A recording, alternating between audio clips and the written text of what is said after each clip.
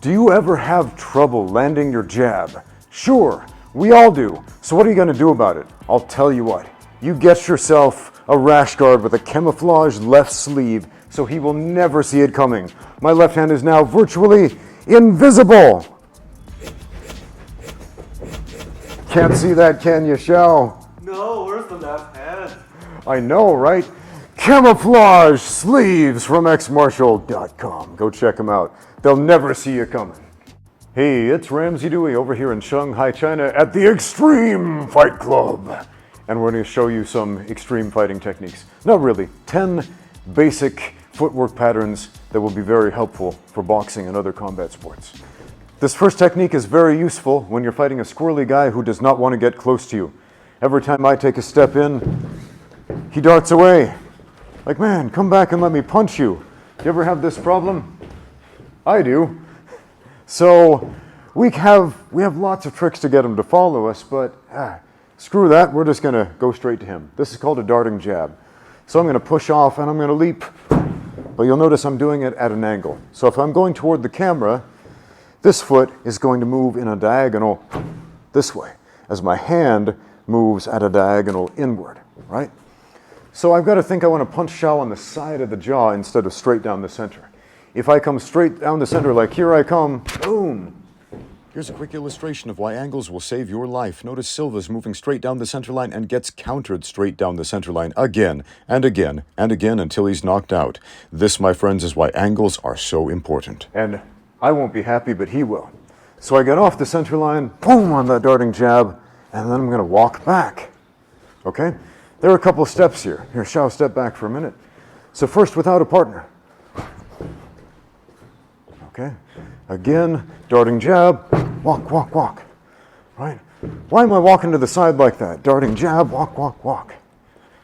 I'll show you. Here, Shao, come on over here. So he's being a squirrely guy.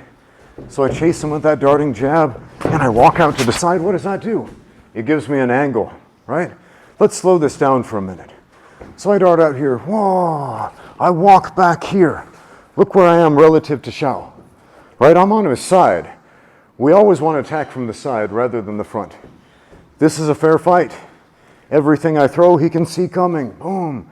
Every punch I throw, he can counter pretty easily. That's ideal for him. But what if, here, hold still for just a second, I can be right here. Now I've got all the knockout shots, I've got the liver shots, I've got everything I need right there, right? So this little walk back, in, back, boom, sets up an attack from an angle. So one more time on the other side. So darting jab in, walk, boom, and follow through. So if I were to practice these punches by myself, one more time, darting jab in, walk, boom, straight right. One more time, darting jab in, walk, boom, straight right. Once more, darting jab, walk, boom, straight right. Dart in, again.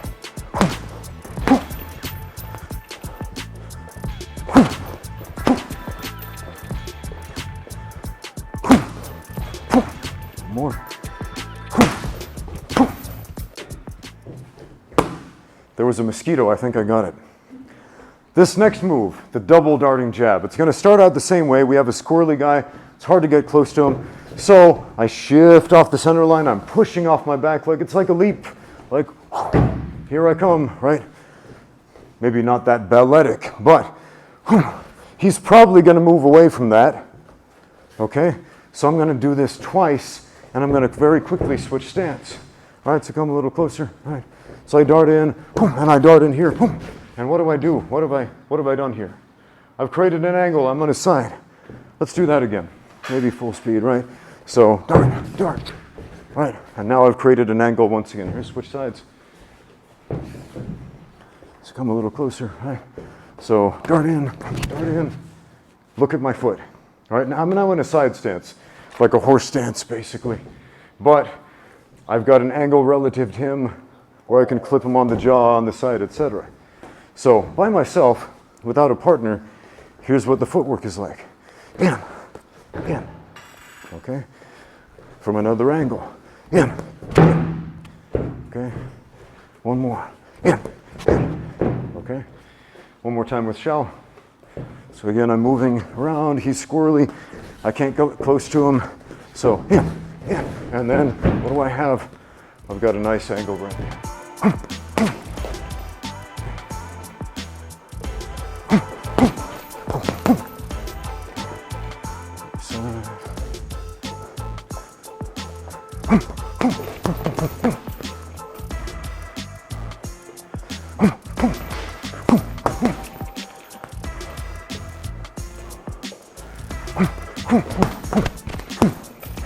Do that one again.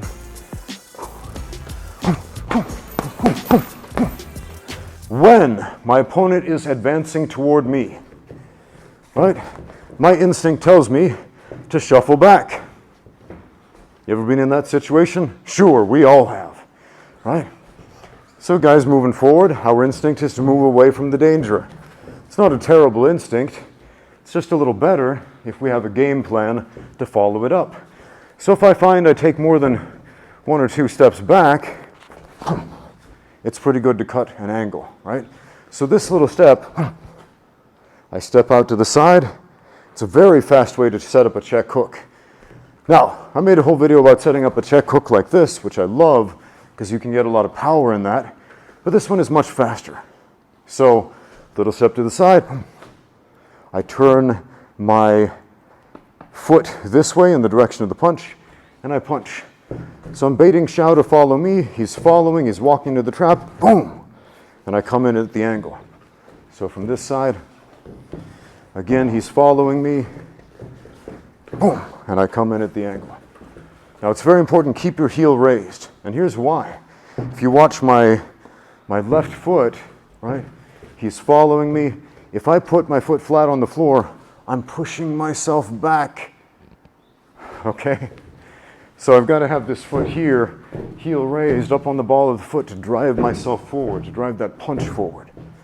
So again, Xiao's chasing me, right? I step to the side, boom, and throw that check hook. Once more, he follows, he chases, step, boom, and check hook. So this next one, I'm going to get the bag swinging. I'm going to move forward and back with it. So when it comes back, I'll cut an angle on it, right? Get it swinging a little bit, move forward, move back, cut the angle and check hook. Back, forward, back, check hook, right? Back and forth, back, check hook. Maybe once on the other side, right? Get the bag moving, move with it, forward, back, cut the angle, and check hook, right? Forward, and back, forward, and back, forward, back, cut the angle, check hook, back. In this next instance, I'm going to be shuffle stepping toward Xiao. I'm slowly shuffling toward him. He is slowly shuffling away. I'm the aggressor in this situation, but you'll notice I'm not chasing him. It's not like, right? I don't want to scare him away. I don't want to spook him. So it's just like, okay, he should be feeling pretty comfortable about counter punching from here, right? We're basically maintaining the same distance, okay? But now I'm going to take my right foot, maybe after 1 or 2 of those. I don't want to spend too long doing that. Step here, boom, and throw my right hook here, okay? So again, I train him in the narrative with 1 or 2 steps forward, shuffle, shuffle, boom, right hook here. So without a partner, I'm shuffle stepping forward, right? Right foot, boom, right there. One more time. Shuffle stepping forward. My right foot rotates, my back foot pivots, okay? A couple more times with Xiao. Again, I'm chasing Xiao, I'm moving in, right? Step, and in. Again, follow, follow. Maybe even give him a fake on this side, right? And come in that way. Same thing, we'll get him moving again. This time as we move forward, we're gonna cut the angle for a right hook on that side. And back, forward, step, and pivot. step, and pivot. Step, and pivot. This movement is probably the most important piece of footwork in all of combat sports. Check out this foot. It's called a falling step. I just dropped my weight onto the lead foot. Boom, boom. And notice I'm dragging it back. Right? So, here, Xiao, square up with me. You might notice Xiao's a little bit too far away to hit with my jab right here, and I'm a little bit too far away for him to hit me. In this position, it's not wise for either of us to throw punches. So, I take a little falling step to get close enough, bink, to touch him, right? But if I stay here, what will he do? Oh, he's going to punch me back. So the footwork is very simple. Get in, boom, slide out. And now he's in that range where punching is no longer wise because I can see it coming, right? He's a little too far away, and if he comes in, boom, we can counter, right? So one of the simplest counters is the right cross, where we're going to slip and move our head to the left as we throw a straight right, right? So falling step in, slide out, boom, right cross. Again, falling step in, slide back, right cross. Okay? That may or may not happen in a real fight. But we can use this to set up a lot of different counters. A lot of the best counters in boxing, really all striking sports, ring sports, are contingent upon the other guy moving forward. So a wise fighter won't simply just start moving forward like, here I come, here I come, here I come, boom, because then you get hit. Okay? So I'll show you a few other options. I strike, I get him to follow, boom, boom. Okay? So what is that? I take a little step here, a walking step, and I pivot into my right uppercut, and I follow with my left hook. Let's do that on the other side. So again, boom, boom, ba, ba, ba. Okay? Here, switch sides with me. So again, falling step in, out, boom, boom, boom. Okay? I like this one because we can fit that uppercut through the guard a lot of the times. If he puts his guard up to block that jab, follows me here, I can often get through that. Okay? How about the check hook I showed you before with the pivot? This little falling step, slip step, and then the pivot, right? In, out, he follows, boom, I follow with that check hook. And again, in, out, he follows, boom, check hook with the pivot. What else can we do? Oh man, if we add knees and kicks and stuff, this gets pretty interesting. In, out, he follows, boom, right knee. It's a great way to set up a right knee. One more time. In, out, boom, right knee. Now, we can make that as complex as we want, but we'll stick with that. In, out, like get him to follow. People have this weird tendency to want to follow you when you give them space, right? If we chase them, they tend to move away. If we move back, they tend to fill in the space. So we take advantage of this psychology, right? In, out, counter. So I'm going to get this guy moving again. Get him swaying a little bit. In, out. In, out. In, out. In, out. So if the bag is moving, right, we can pretend this is a guy chasing us. In. So we hit when he's moving away, right? And we slide back when he comes in. And when he comes in, we can set up our cross, right? In, out, two. In, out, two. In, out, check hook, right? In, out, uppercut and hook. In, out, any of those options. This next footwork pattern, we're going to use it with our straight punches. It's called a slip step. So a slip step is just moving to the side with our feet, and we can walk forward, or we can move backward, or make a diagonal movement with our feet, and you'll notice the feet move the hips move the torso moves the shoulders move the head because it's all connected, right? So let's say Xiao is throwing a straight, what is that, a straight right hand at me, and I take a slip step here, and now he's going to miss, right?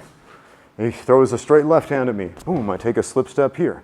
Now I could just move the head, and that's okay. Maybe he throws that and I slip. Okay. But why would I take a slip step instead? Here, throw that. Why? Because it gives me a better angle to counter. Okay, in that case, I slip step and I get that nice uppercut, or he throws this one and I slip step and I get the shovel hook right there. I said uppercut, I meant shovel hook, right? So this, boom, that's a shovel hook, right? This one, boom, that's an uppercut, right? Again, this side, that's a shovel hook. Boom, that's an uppercut, okay? But we're going to take slip steps as we throw our straight punches. And I'm going to advance with this combination. 1, 2, 1, 2. Okay? So if I choose to move straight forward, if I just come straight down the center line throwing straight punches without the head movement, eventually Xiao is just going to, boom, he's going to counter punch me into oblivion. So instead, when I move straight down the center line, I'm going to slip as I throw these, and I might miss and I might hit, but if he's counter punching, he's much less likely to connect. Here, let's go this way, toward the cameras, right? So I'm slipping and slipping and slipping and slipping as I'm throwing, right? So if Xiao's throwing straight punches back here, go ahead. Boom, boom, boom, boom, boom. Okay, so I'm missing those punches one more time, maybe from this angle, right? So I slip, slip, slip, slip. Now I'm punching him in the chest instead of the head for obvious reasons. I don't want to hurt my training partner, right? So the head movement's the same though, right? Slip over here. If I were to go to the head, slip right there, boom, okay? So slip steps have a lot of applications. If you watch a lot of Mike Tyson's fights, he would use his slip steps while bobbing and weaving while approaching to the front. It's much safer than just charging in like, here I come, boom. You never saw Mike Tyson do that. What you did see, he was advancing as he was changing his angle. So he's always off the center line, off the center line, off the center line, and there, boom. Now he's in position to attack. This one's probably better to do with a double end bag, but we're going to practice moving our head on the straight punches. So I'm moving forward, step, step, step. Just moving my head off the center line as I throw straight punches.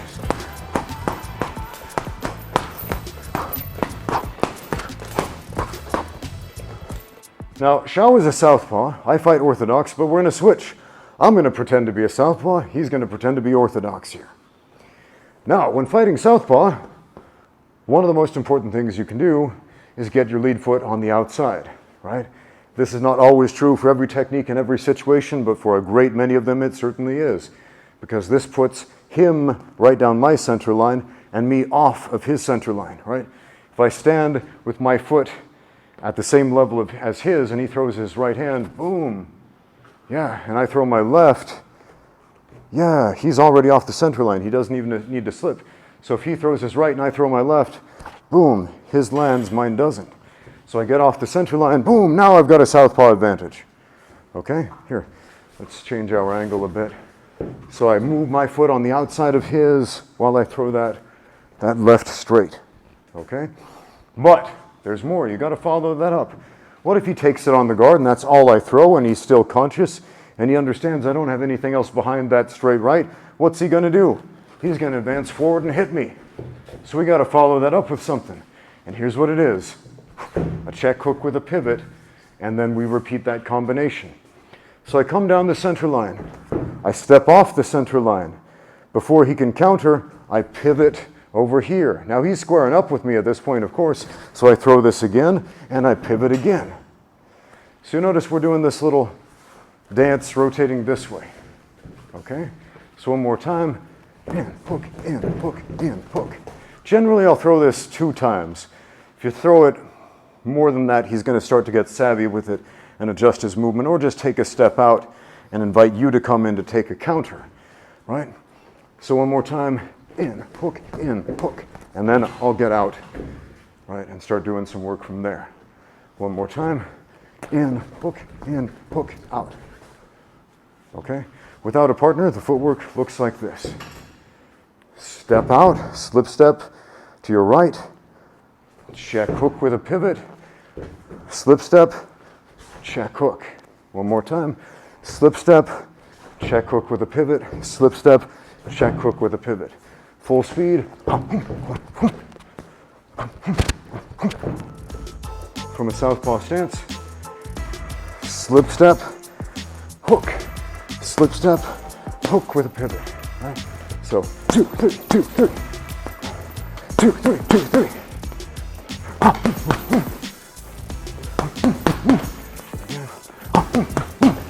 One more. This next one is a double jab, a body jab, and then we change our position to set up a counter. So, I throw a jab from my stance. He's probably going to take that on his guard or parry it. That's okay. Yeah, he's hand fighting here. That's fine. He doesn't have to take it on the guard. Here, hand fight him. Parry it. Oh, that's fine. Yeah. So I throw a jab from my stance. And he's going to feel like, okay, he can't hit me from here. I take a falling step in for a second jab. Now I put myself in position to get hit. So what do? Boom. I step out with a body jab. He follows. Boom. And then I'm going to set up one of those counters, such as a right cross. So one more time. Jab, inside, down, counter. Ooh. You okay, Shaw? Sorry about that. I'm just acting. All right. So one more time. Jab from your stance. Falling step jab. Push yourself out, counter. So without a partner, no step, step, back, in. Okay? One more time with my partner.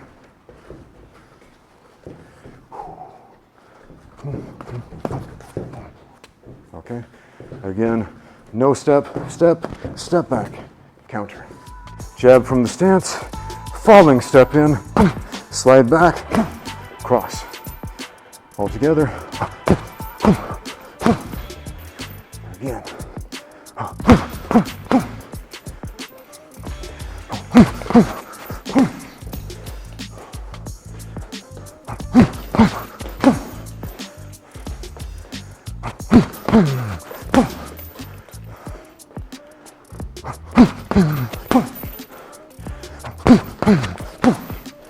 A lot of folks on YouTube asked me about this combination that Kamaru Usman used in the UFC fairly recently, right?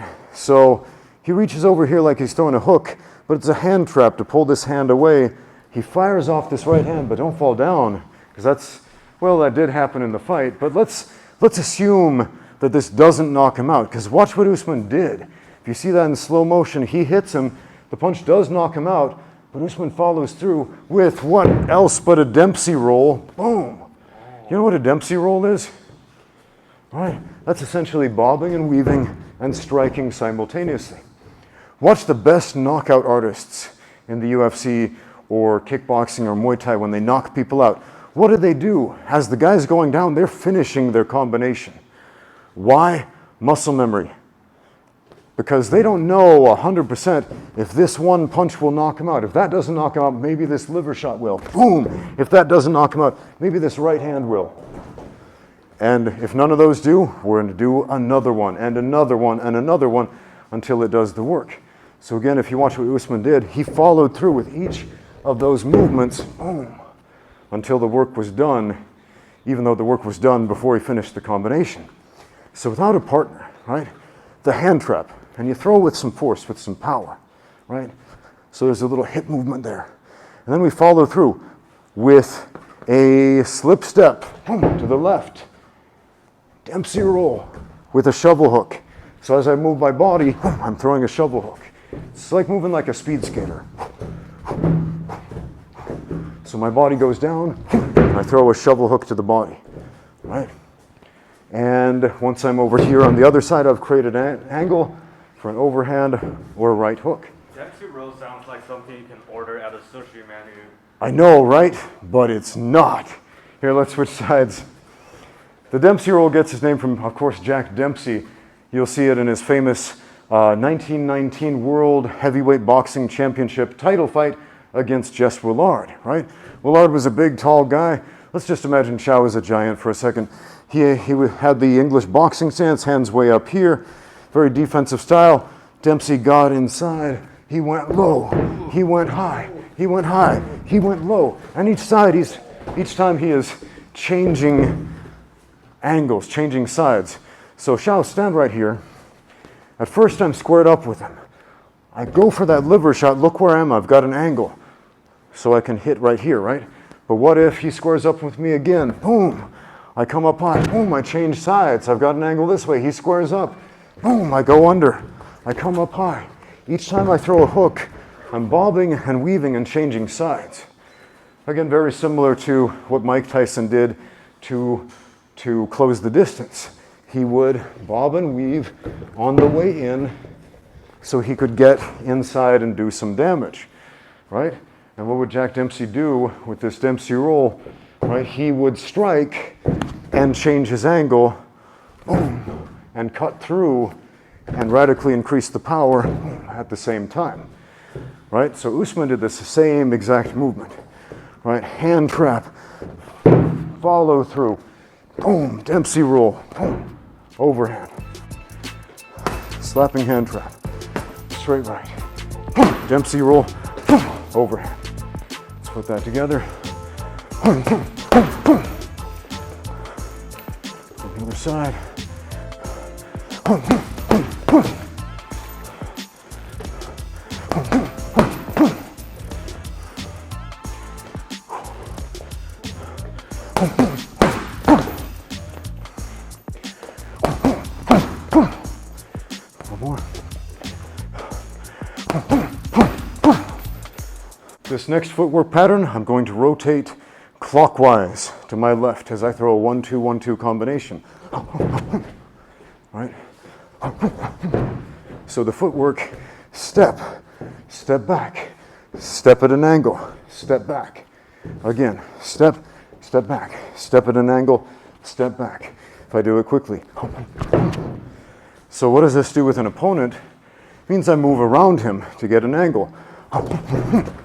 Right? My goal is to end up on this side of Xiao, right? So again, 1-2, 1-2. Right? Again, 1-2, 1-2.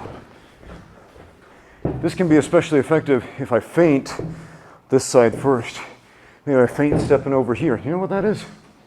So if I just move over here, like here I come, Xiao, he squares up with me very quickly, very easily, and I can be like, huh, why don't I get that angle like Ramsey showed in the video? He's still straight in front of me. This doesn't work. If that's the case, feint to your right as a setup, right? Feint right. You can even do something goofy like raise your hand out there, right? Feint right, 1-2, 1-2, right? 1-2, 1-2. So one more time with the footwork all by itself. 1, 2, 1, 2.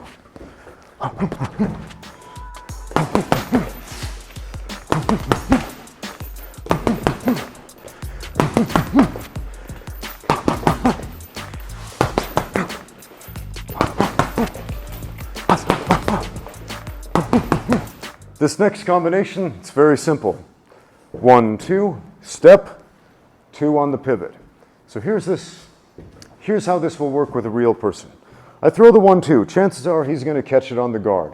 I'm going to step to an angle as he attempts to counter, and I will turn in here, right? Maybe he doesn't counter. Maybe he just keeps that guard up because he's expecting another punch. So see this space right here? Boom. I'm going in right between that space. Okay? So maybe let's turn this way. 1, 2, step, 2, right? And change the angle again. 1, 2, step, 2, right? And one more time. 1, 2, step, 2, right? Now, without a partner, 1, 2, step, 2, okay? So it's not that the guy disappears and magically appears over there. It's just that I am walking around him. 1, 2, step, 2. I didn't film this one on the heavy bag, but I've got something better. Watch as my assistant Xiao uses this footwork pattern 3 times in live sparring. He's a southpaw, but it's the same thing in reverse. Thank you for watching. Now get out there and train. Hey fella, looks like you could use a rash guard. What for, you say? Well, they protect your skin against matte-borne illnesses, matte burn, and they make you look incredibly cool. But where do I get a rash guard from? Hey, have you heard of Xmartial.com? Yeah? Then what are you waiting for? Check them out right now. Xmartial.com has all kinds of rash guards, from sleek and simple, novelty, badass designs, and more. Channel your inner Japanese cartoon rat monster. Express your love for bad puns and kitty cats doing iconic jujitsu moves. Hey, that panda's gonna hit the other panda with a folding chair like a pro wrestler. And this one makes your right arm stand out. Xmartial.com, serving your needs beyond just no-gi Brazilian Jiu-Jitsu. Now, find brand new equipment for mixed martial arts, kickboxing, Muay Thai, wrestling, and more at Xmartial.com. As always, use my code Ramsey10 for 10% off everything on the website. Once again, that's Xmartial.com. Rash guards, spats, shorts, and more. Links and discount codes in the description below.